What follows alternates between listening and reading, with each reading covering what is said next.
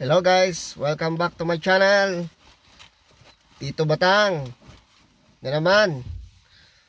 Ang ating video for today guys ay bumili ako ng diecast ulit ng 5 diecast na Suru metal machine.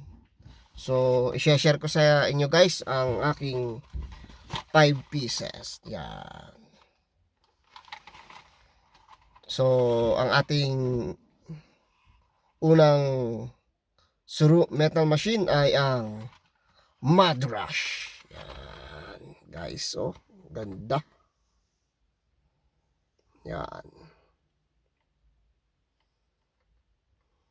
Mad Rush. At ang pangalawa naman natin ay ang Dragsta. Uy, Dragsta. Ganda, oh.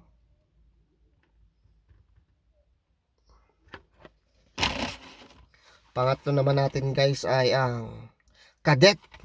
Parang meron na rin ako nito Cadet. Yan.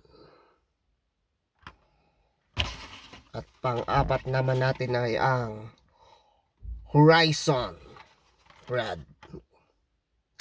Pwede talagang ilaban sa Hot Wheels guys, oh.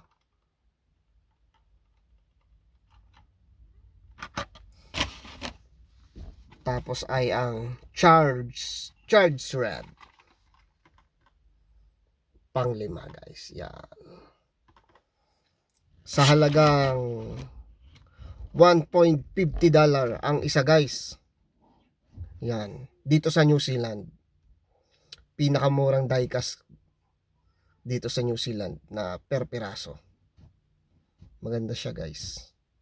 Magandang i-collection at pambenta sa Pilipinas.